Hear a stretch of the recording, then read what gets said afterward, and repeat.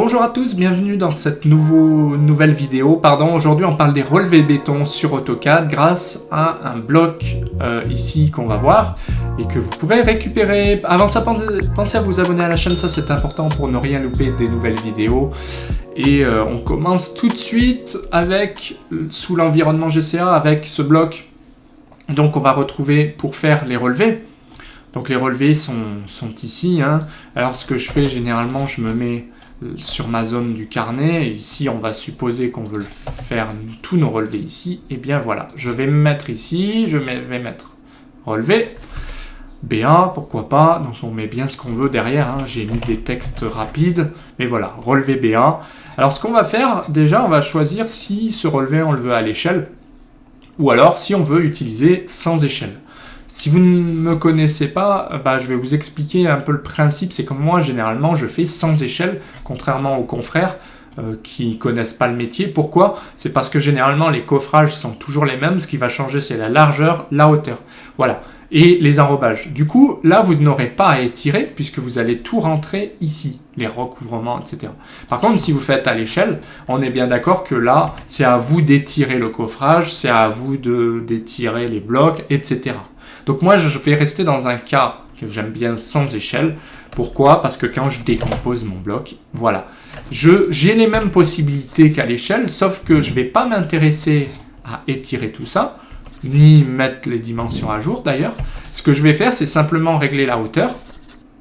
Donc supposons que j'ai ici une hauteur de 60, une largeur de 25.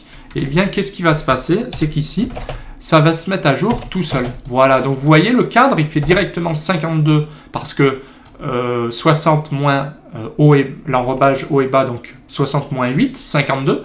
Et puis dans l'autre sens, de la même manière, 25 de large. Enrobage latéral, vous enlevez 10 cm, puisqu'il y a 5 de part et d'autre, ça fait bien 15, tout simplement. Donc ça, c'est pratique parce que vous n'avez pas étiré. Ça, c'est non imprimable, cette cote-là, en fait, Voilà, ça me permet par exemple de faire ça. Vous voyez, il y a un autre bloc qui est bien sympa d'ailleurs, qui permet d'enlever le refend, donc la dalle que d'un côté, ou alors même sans dalle. Donc vous avez un trait d'axe ici.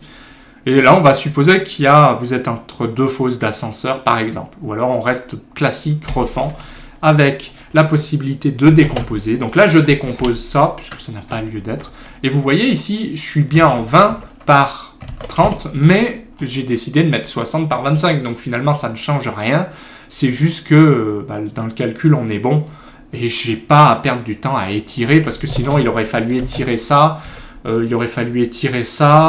pareil, après il faut étirer ça, enfin c'est très très long, alors que là ça se fait en un clic, je fais simplement MET pour mettre à jour selon cette zone-là, ou alors je fais Regen, c'est un petit peu plus long, voilà, c'est un peu plus pénible puisque j'ai un grand fichier ici.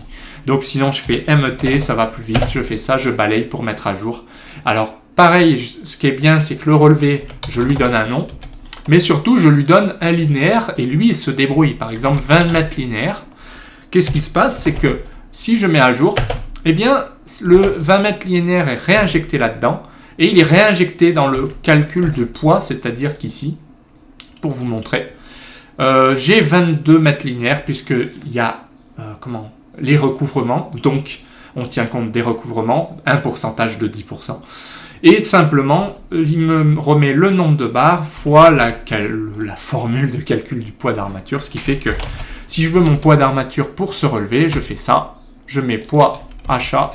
Je peux récupérer d'autres éléments, par exemple que le linéaire. Mais bon, moi, ce qui m'importe, c'est le poids. Et voilà, automatiquement, j'ai ça. Donc, pour faire les autres, je copie. Je vais effacer juste ça. Je vais mettre relevé 2. Je vais mettre 30. Le téléphone. Décidément, aujourd'hui, on est embêté. Donc, je mets 30. Ce que je vais vous montrer, c'est que ici, je vais mettre un cadre de HA8, voilà, donc on voit là que ça change, et surtout c'est le poids qui va changer, puisque si je fais le poids, donc je retape poids armature, je vais faire ça, je fais poids HA et je le mets là. Voilà, le poids sera plus important, pourquoi? Parce que déjà je suis sur 30 mètres linéaires, Et vous voyez, si je mets des barres tous les 10 cm, des cadres, pardon, tous les 10 cm, forcément, ça va doubler le nombre de cadres, donc ça va doubler le poids. Voilà, 302. Pas complètement doublé, mais bon, bref, vous aurez compris. Là, on a un poids d'armature beaucoup plus important puisqu'on a du linéaire en plus. En plus, les cadres font du HA8 et pas du 6. Et en plus, on a plus de cadres. Donc forcément, on a plus de poids. Si maintenant, on veut le poids total de tous nos relevés, on fait pareil. On balaye toute la zone, on fait ça. Et là, on a le poids total, donc 313 plus 120. Je vais faire un petit régène pour vérifier que tout va bien. Voilà. Et en principe, si c'est ça, c'est tout bon. Voilà. Donc très facile à utiliser. Et puis à tout moment, on peut très bien dire, bah non, là je vais pas dessiner comme ça, j'enlève mes éclises. Enfin voilà, c'est du AutoCAD. Hein. Je vais enlever aussi les traits soudés. Et ce qui va m'importer, c'est de dessiner là une façade. Ah, je vais dessiner un truc comme ça. Je vais supprimer ça. Et on peut le mettre par exemple comme ça. Vous voyez, ça c'est un bloc. Bon, il sera avec. Hein. C'est un bloc reprise de bétonnage, quoi. Mais c'est bien pratique d'avoir tous ces blocs dynamiques. Et vous voyez, très facilement, je peux faire ça. Et puis très bien, je peux très bien me dire ici, bah, il fait finalement 70 de haut. Pourquoi pas? Et puis là, ça se met à jour automatiquement. De la même manière, si je change l'enrobage là, je vais mettre, je sais pas, 3 et 3. Et bien forcément, ça va me changer mes cadres. Hein, sans surprise. Pareil, le recouvrement, c'est 60 phi. Si je mets là 50 phi, automatiquement, je fais ça. Hop, j'aurai 50 phi puisque c'est du 10. Maintenant, supposons que ce soit pas du 10, mais du 12. 6 achats, 12. Et bien voilà, ça sera 12 x 5, ça fait 60. Et bien voilà, automatiquement, il m'a recalculé mes longueurs de cadre, mes croquis de cadre, il m'a réinjecté ça dans la longueur développée, puisqu'il tient compte aussi des rayons de courbure, etc. Et puis, il m'a mis du 12, donc bah, il me reste quoi à mettre à jour, puisque le poids change, pareil ici, donc je mets à jour tout d'un coup hein, en faisant ça, et voilà, 527 kg pour ce que j'ai dessiné, donc après c'est des copier-coller, c'est très très facile à utiliser. Ben voilà pour ce bloc, j'espère que ça vous intéressera. N'hésitez pas à cliquer sur le lien en commentaire ou en description, tout simplement pour récupérer votre bloc. Une fois que c'est fait, vous le recevez immédiatement, et vous pouvez commencer à l'utiliser. N'hésitez pas à me contacter si vous avez besoin d'aide, malgré que ce soit très simple, ou de formation.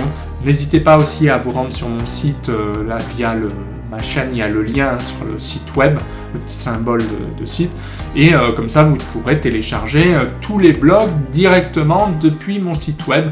Pensez à mettre un petit pouce bleu si la vidéo vous a plu, pensez à mettre un commentaire tout en bas pour participer, pensez à vous abonner à la chaîne pour ne rien louper, et moi je vous dis à bientôt en vidéo.